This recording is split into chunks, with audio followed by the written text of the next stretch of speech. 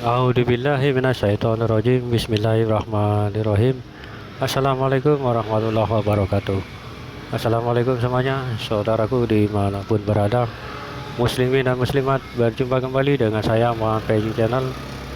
Kita berdoa dulu lur semuanya supaya kita diselamatkan oleh Allah Subhanahu wa taala dari segala macam bencana, dari malapetaka, dan juga kita selalu diberikan rezeki yang halal dan barokah oleh Allah Subhanahu wa taala, rezeki yang halal, kesehatan jasmani dan rohani. Amin amin ya rabbal alamin. Nah, lur, santai-santai dulu sambil melihat pemandangan di depan.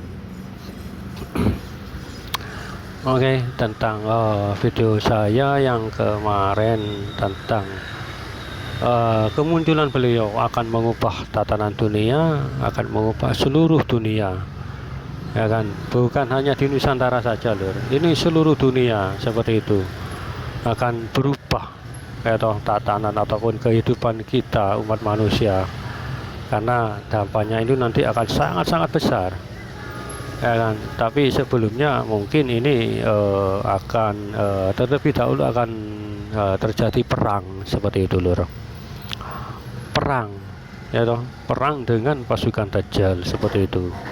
Kan ini kan pemimpin akhir zaman, Imam Al-Mahdi, perang yang tidak pernah terjadi sebelumnya, ya kan. Dan setelah itu turunnya Nabi Isa alaihissalam. Terus setelah turunnya Nabi Isa dan Dajjal pun dibinasakan oleh Nabi Isa alaihissalam. Nah, itu pedangnya yang membunuh Dajjal itu dari Imam Mahdi, dilemparkan kepada Nabi Isa untuk membunuh Dajjal, ya, dilemparkan terus ditangkap. Nah itu Dajjal kemanapun pergi kan ketemu Nabi Isa kan lari, beliau dia ini Dajjal ini lari ketakutan seperti itu, lari terbirit-birit, karena Dajjal ini tahu kalau Nabi Isa ini yang akan membunuhnya seperti itu, bukan Imam Ahmadi, bukan, tapi Nabi Isa yang membunuh Dajjal ini gitu loh. Jadi Dajjal ini mau lari kemanapun, Nabi Isa selalu ada di depannya seperti itu. Bertemu Nabi Isa pun seolah-olah kulitnya itu meleleh kulitnya seperti lilin dinyalakan api seperti itu, meleleh lur. Dan tiba waktunya untuk membunuh Dajjal, maka terbelahlah dengan pedang Nabi Isa alaihissalam, bukan dipotong ataupun dipenggal, tapi itu dibelah mulai dari pundak hingga ke bawah.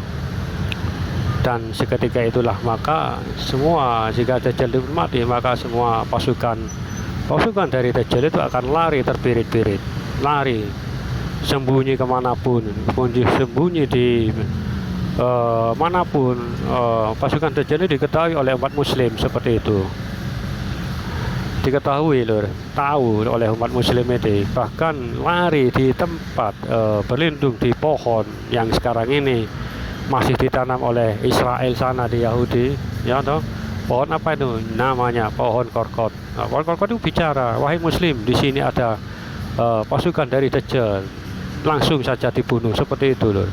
Bahkan sembunyi, kalau pohon korkot itu enggak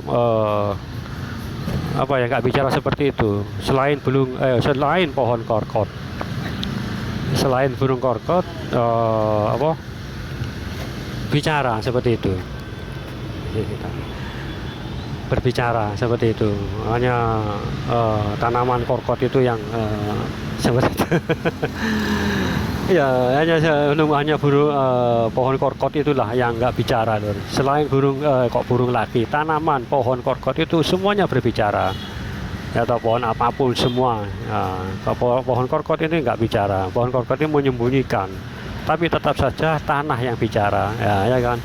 Bahkan batu, mereka bersembunyi di balik batu. Pasukan-pasukan yang cerai-berai ini dari Dajjal kan lari, sembunyi di balik batu. Itu pun batu itu bicara, muslim, wahai muslim, disinilah ada orang-orang kafir atau orang apa tadi disebutannya lah, lupa itu. Langsung diambil dan langsung dibunuh seperti itu lur, itu loh. Maka dibunuhlah, semuanya dihabisi lur, ya kan. Seperti itu loh. Nah, setelah semuanya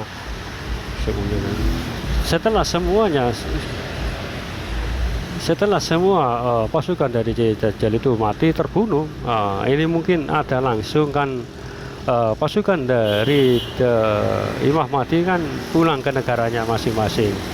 Kan ini berbagai negara lur, ya kan, akan berbagai negara pasukan Imam Mahdi akan berkumpul di Palestina nanti, seperti itu. Makanya diperjuangkan oleh kita mati-matian Palestina, tanah Palestina itu.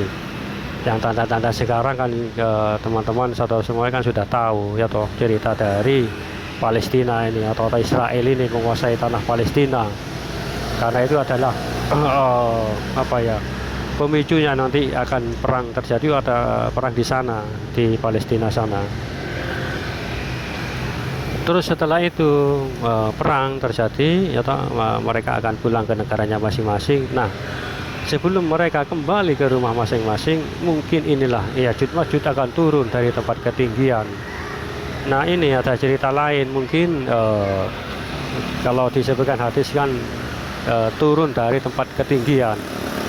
Ya toh, tembok Ya'juj Ma'juj juga kan mungkin ditemukan, ya toh, tepatnya di daerah negara Georgia kalau tidak salah itu loh. Coba sampean saya cari di YouTube tempat tembok Ya'juj Ma'juj dari tempat ketinggian. Nah, ya kan, bisa diartikan tempat ketinggian itu apa ya, gerbang ya, ditutup oleh Raja Zulkarnain, seperti itu. Ada juga yang mengatakan kalau Ya'juj Ma'juj itu alien. Karena itu alien kan dari atas, atau turun dari atas. Alien itu juga dijadikan seperti itu.